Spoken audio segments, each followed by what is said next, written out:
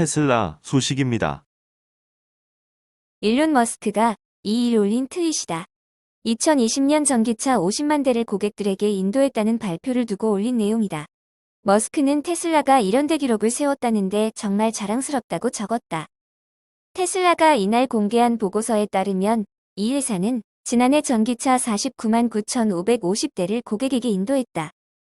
금융정보업체 팩트셋이 집계한 월스트리트 전문가 전망치를 웃도는 수준이다.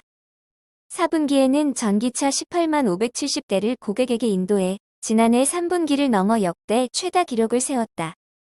이로써 2020년 테슬라의 판매 총액과 생산량은 지난해보다 각각 36%, 40%씩 늘었다. 차종별로는 보급형 라인인 모델 3과 모델 Y가 44만 2,511대가량 팔려 전체의 88%를 차지했다. 미 언론들은 코로나19 사태에도 판매량이 지난해보다 늘었다는 점에 주목했다. 실제 자동차 시장 조사 업체 LMC 오토모티브에 따르면 2020년 차량 수요는 한 해 전보다 14%가량 낮은 것으로 조사됐다. 월스트리트 저널은 코로나19 대유행 기간 동안 전 세계적으로 신차 수요가 줄었음에도 불구하고 테슬라 판매량은 급증했다고 평가했다.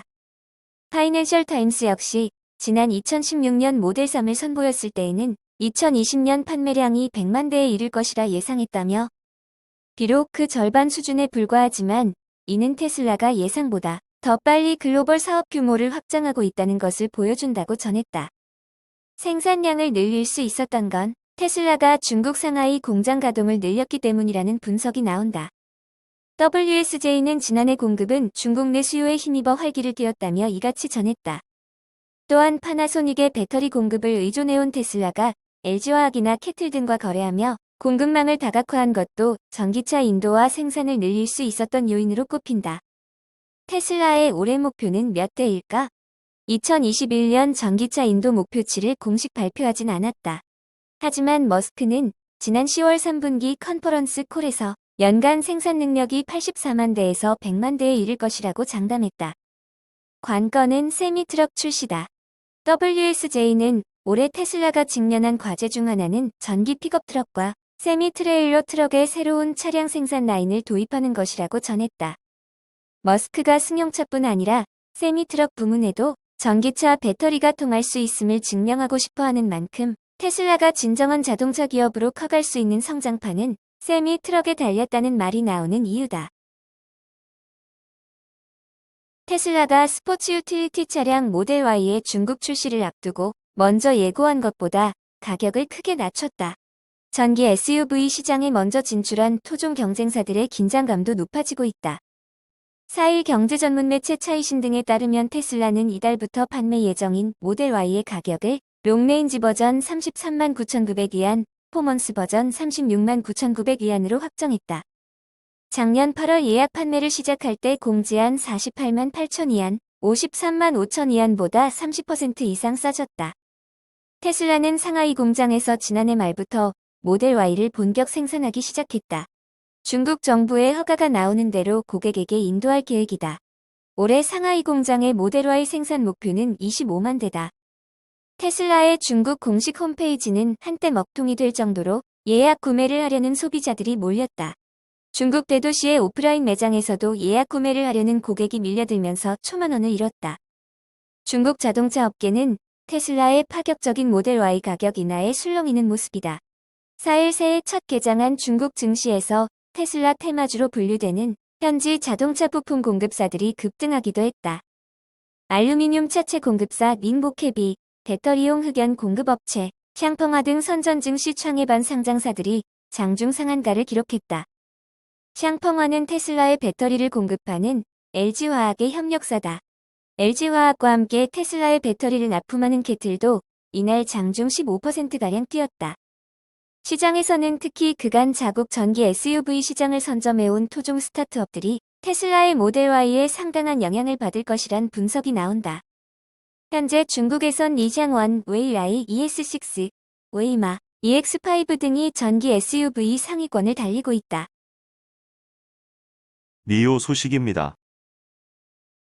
베란스가 3일 이날 밤 발표된 엑스펑 실적을 인용한 바로는 지난해 10에서 12월 약 1만 3천 대를 판매한 것으로 나타났다.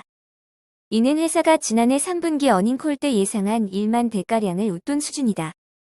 지난해 12월 판매는 5,700대로 한 해 전보다 326% 늘어난 것으로 집계됐다. 지난해 11월 판매는 4,224대로 집계됐다.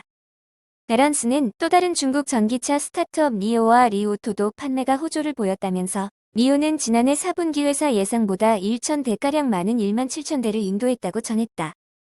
리오토의 경우 회사가 예상한 것보다 3천여 대 많은 1만 4천 대를 같은 기간에 판매한 것으로 집계했다. 중국 전기차 시장 점유율 1위인 테슬라는 지난해 4분기 약 18만 대를 판매한 것으로 집계됐다. 이는 회사 예상치를 4천여 대 웃돈 것으로 비교됐다. 베런스는 그러나 이들 중국 3사가 지난해 11월에도 실적 호조를 보였지만 주식은 오히려 하락했다면서 상승장에서 종종 나타나는 투자자 반응이라고 지적했다. 이와 관련해 엑스펑 주식이 주당 42.83달러로 지난해를 마감했음을 상기시켰다. 엑스펑의 지난 여름 나스닥 상장 때 공모가는 15달러였다. 베런스는 이들 세계 중국 전기차에 대해 월가 애널리스트의 60% 이상이 사자 견해를 부여해 다우 종목 평균치 57%가량을 웃돈다고 비교했다. 엑스펑의 경우 67%가 사자 견해인 것으로 나타났다. 월가의 엑스펑 평균 주가 목표치는 약 49달러로 파악됐다.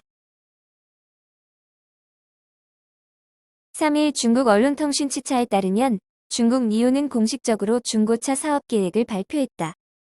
니오의 리빈 CEO는 중고차 사업에 향후 5년간 30억 위안을 투자할 것이라고 밝혔다. 중고차 사업이 기존 사용자의 이익을 최대한으로 보호할 수 있을 것이라고도 전했다. 니오의 중고차 사업은 자사 브랜드의 중고차만 대상으로 한다. 리 CEO는 중고차 사업의 목적이 돈을 버는 데 있지 않으며 규모의 크고 자금과 관계없이 사용자의 제품 생명주기를 최적화하기 위함이라고도 전했다. 니오는 2018년 ES8 모델을 처음으로 판매한 지 3년 만에 이미 7만 5천여 명의 사용자를 보유했다. 총 주행거리 합이 13억 킬로미터가 넘는 것으로 집계된다. 가장 긴 거리를 주행한 사용자의 주행거리는 20만 킬로미터를 넘는다. 이에 많은 사용자의 차량 교체 수요가 일어나고 있다고 분석하고 있다.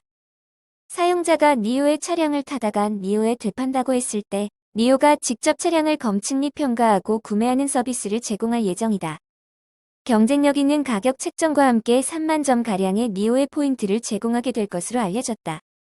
사용자가 니오에서 중고차를 구매할 땐 니오가 투명한 정보, 차량 정비, 배터리 헬스 관리 등 서비스를 제공하게 된다.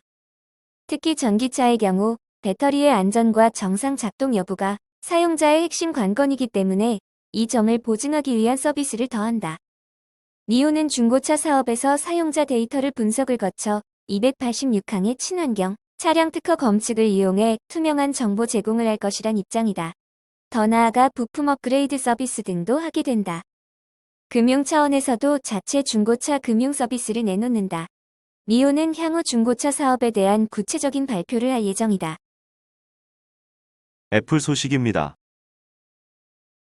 애플, 테슬라, 아마존 등 미국 주요 IT 기업의 지난 1년간 증가한 시가총액을 합하면 3조 4천억 달러에 달하는 것으로 나타났다.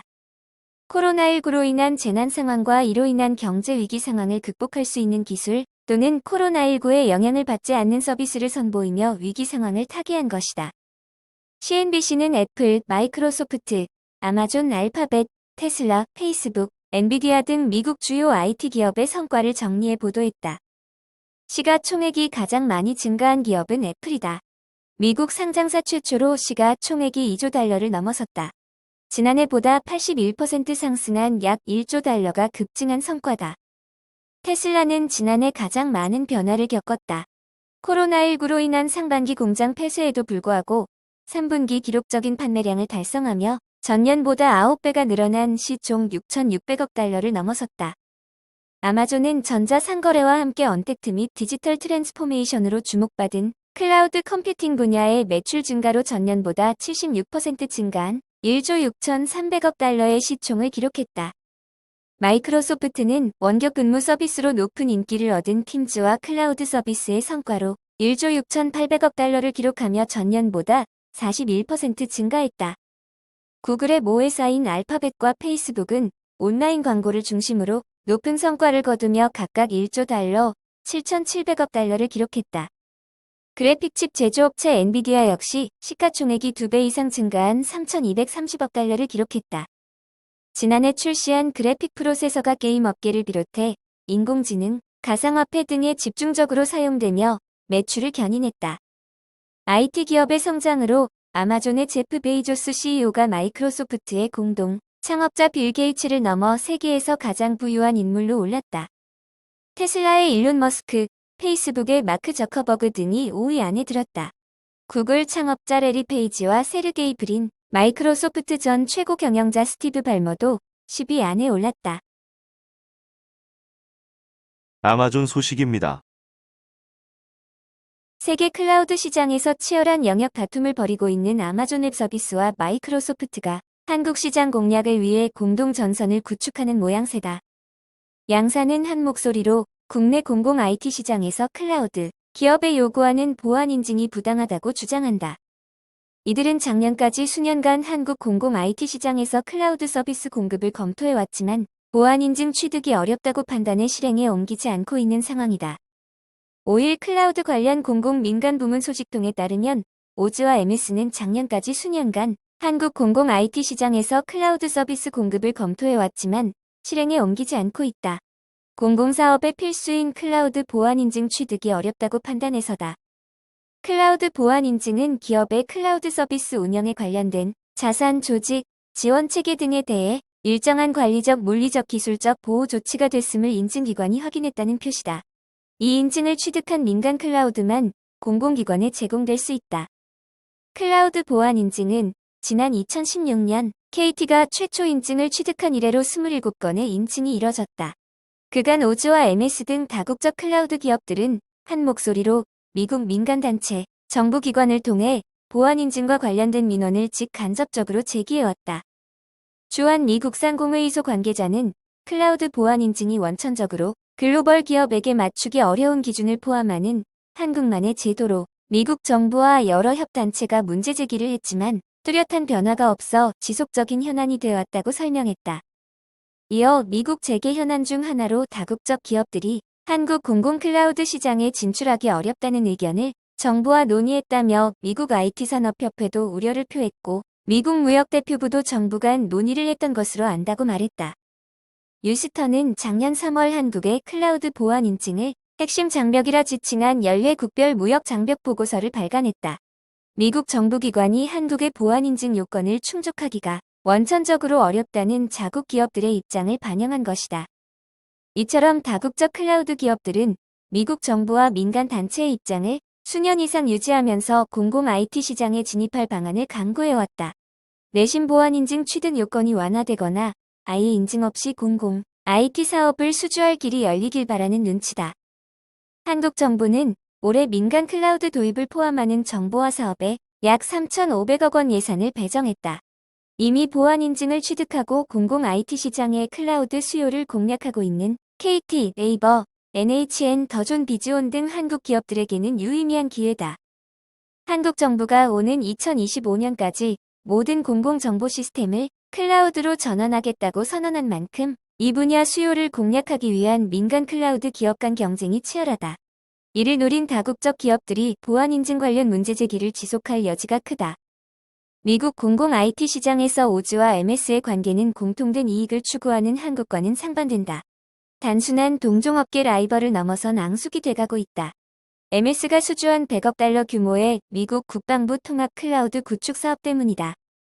오즈와 MS는 지난 2018년 제다이라는 이름으로 발표된 클라우드 구축 사업 수주전에서 맞붙었다. 당초 세계 클라우드 시장 1위인 오즈가 유력 선정 후보로 여겨졌다. 하지만 최종 후보군에 남았던 두 회사 가운데 선정된 쪽은 MS였다.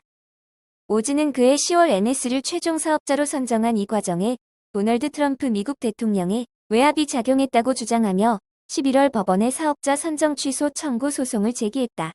작년 2월 법원 명령으로 MS의 국방부 프로젝트 수행이 중단됐다. 이후 미국 국방부는 수개월에 걸쳐 제다이 프로젝트 사업자 선정의 정당성을 확보하기 위한 재평가 절차를 밟았고 작년 9월 MS를 재선정했다. 다만 MS는 여전히 진행 중인 소송의 법원 명령 때문에 즉시 사업 수행에 들어갈 수 없는 상태다.